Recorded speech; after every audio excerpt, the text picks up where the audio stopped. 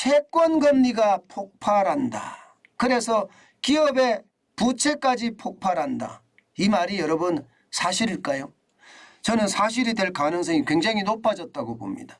안 그래도 가계부채도 위험하다고 하는데 이제는 기업부채까지 위험해지는 그런 사태로 간다. 심지어 말입니다. 민간부채 전체가 폭발할 가능성도 있다. 이런 생각까지 듭니다. 그만큼 기업의 부채는 그나마 지켜갈 수 있다는 이야기를 했었지만 무역적자가 계속 나면서 말입니다. 이게 기업 부채도 심각하게 돼간다. 이렇게 이야기가 나옵니다. 여러분 이거 한번 보세요. AA- 등급이에요. AA- 등급 3년 만기 회사채 금리가 5.231%. 이거요 여러분. 채권금리가 진짜 높은 거예요.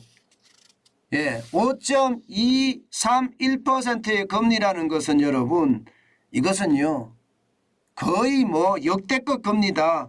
이렇게 이야기할 만큼 지금 기업이 채권을 발행해서 내가 자금을 모을 수 있는 게 한계가 돼가고 있다는 거예요. 그런데 이게 내려갈 조짐은 전혀 안 보여요. 보시는 것처럼 계속 올라갑니다. 지난 10월 초에는요 5.528%까지 올라갔습니다. 이제 10월 12일인가요? 내일 모레죠. 한국은행이 또 빅스텝이라는 0.5%의 금리를 올리면 회사채 금리는요 이제 6%가 넘어설 거다. 이렇게 예측합니다. 회사채 금리가. 그럼 여러분 기업들이 6% 7% 주면서 지금 채권을 발행한 다음에 자금을 조달하는 거 이건 못합니다. 할 수가 없습니다. 할 수가 없어요. 2022년 1월 3일만 하더라도 2.46%밖에 안 됐습니다. 게다가 말입니다. 지난해 2분기 같은 경우는요. 실질적으로 회사채 금리가 1.93%밖에 안 됐어요. 1.93%. 그런데 지금처럼 이렇게 올라가면 과연 버텨낼 수 있겠느냐 이게 지금 현실입니다. 현실. 예. 그러니까 기업들은요. 이제 난 채권시장에 안 갈 거야. 채권시장에서는 돈을 내가 조달하기가 굉장히 힘들어. 그 이자를 내가 감당할 수가 없어. 이렇게 되는 거예요. 그러면서 대출로 돌아서거든요. 기업 대출로. 근데 기업 대출도 만만치가 않아요. 기업 대출도 지금 현재 현재 8월 현재입니다. 8월 현재 4.46%입니다. 2014년 7월에 4.54%였거든요. 2014년이면 지금으로부터 따지면요. 적어도 말입니다. 적어도 한 7, 8년 전인가요? 7, 8년 전, 8년 전보다가 지금 굉장히 높다는 이야기예요. 근데 이것도 마찬가지로 여기서 머무는 것이 아니잖아요. 또 기업 대출 금리도 올라갈 겁니다. 4.46%가 아니라 5%, 6%까지도 갈 수 있다는 게 시장의 예측치예요. 왜냐하면 10월 12일 날 올리고 11월 24일 날 또 올릴 거니까요. 그렇게 올리면 기업이 감당할 수 있겠습니까? 그렇지만 지금은 좀 싸니까 그래도 기업 대출을 한다 이렇게는 이야기해요. 그러나 이거 만만치 않다 이렇게 보고 있습니다. 문제는 여러분 문제는 이 지표예요. 이 지표예요. 대기업 대출 증가액 보세요. 대기업이요. 대기업. 그것도 5대 은행에서만 말하는 겁니다. 저는 이게 무섭다고 봅니다. 자 여러분 2022년 1월에 1조 9천억 원이었습니다. 그런데 9월에 4조예요. 2배 늘어났습니다. 2배. 3월로 내려가 볼까요? 3월은 대기업이 빌렸던 게 3천억밖에 안 돼요. 3천억. 그럼 지금 몇 배입니까? 어마어마한 배수로 늘어났죠. 문제는 중소기업이 아니라 대기업이 지금 대출을 이렇게까지 많이 받는다는 사실입니다. 이렇게까지 많이 받는다는 게 저는 진짜 충격이 될 수 있다는 거예요. 게다가 지금 말입니다. 5대 시중은행에서 대기업이 받은 대출 잔액이 무려 말입니다. 100조 4,823억이나 됩니다. 굉장히 많죠. 굉장히 많습니다. 중소기업이요. 중소기업도 지금 상황이 좋지 않아요. 중소기업 대출 잔액도 594조 4천억 원이나 됩니다.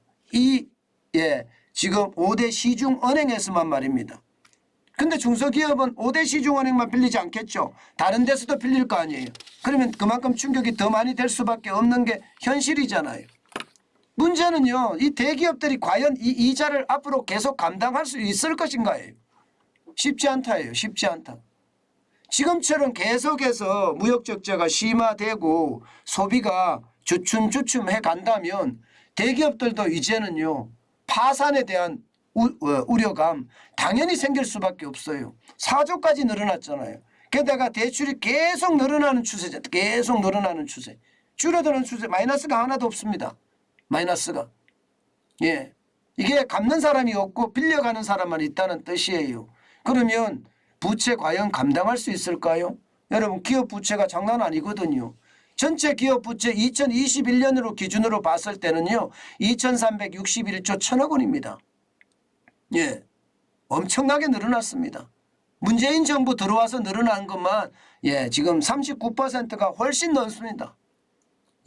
2017년 기준으로 봤을 때 662조 5천억 원이나 늘어났으니까 이거 부채 폭발 위험 없을까요?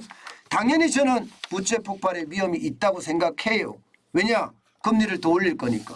금리는 앞으로 계속 빠른 속도로 올라갈 겁니다. 지금처럼 올라가면 말입니다. 결국 경제 주체의 하나인 기업도 부채 폭발의 위험에 놓여 있다. 이렇게 이야기합니다. 그만큼 여러분 진짜 부담이 된다는 뜻이에요. 이게 자영업자만 빚에 대한 부담이 있는 것이 아니라 가게도 그렇고요. 가게도 경제 주체잖아요. 소비의 주체이기도 하고요. 가게도 지금 부채 때문에 돈을 못 쓴다 이렇게 이야기하는데 기업까지도 이 정도면 여러분 진짜 민간 부채 폭발 예상했던 것보다가 더 심각한 양산으로 퍼질 가능성 굉장히 높아진다고 생각합니다. 여러분, 위기는요 멀리 있는 게 아닌 것 같아요. 생각했던 것보다가 빠르게 지금 위기가 다가오고 있다. 저는 그렇게 생각을 합니다. 이 부분에 대해서는요 윤석열 정부가 대기업 법인세 감소한다고 하잖아요. 그죠? 감세. 당연히 필요합니다. 당연히 필요해요. 지금 그 어느 때보다 정부는요 빨리 시도를 해야 돼요. 야당이 공룡야당이라고 지금 시도를 안 하고 있는데 그래서는 안 돼요. 빨리 올려서 대기업들 기업들 그 어느 때보다 감세 법인세 감세 빨리 해주고요. 기업들이 살아남을 수 있게끔 도와주는 거 그 어느 때보다 필요하다. 저는 그렇게 생각합니다. 그만큼 말입니다. 여러분 기업들이 살아야 우리가 삽니다. 우리나라는 원자재가 많은 것도 아니고요. 여기에 프로파간다에 휘둘려서 대기업은 재벌 특혜니 부자들은 적폐 세력이니 이런 이야기 다시는 안 나왔으면 좋겠어요. 대한민국에서는 최소한 말입니다. 참 답답한 현실이죠. 그렇지만 다행히 윤석열 정부는 자유민주주의와 시장경제를 추구한다는 것, 민간주도의 성장을 이끌어내겠다는 것, 그나마 다행인지 모르겠습니다.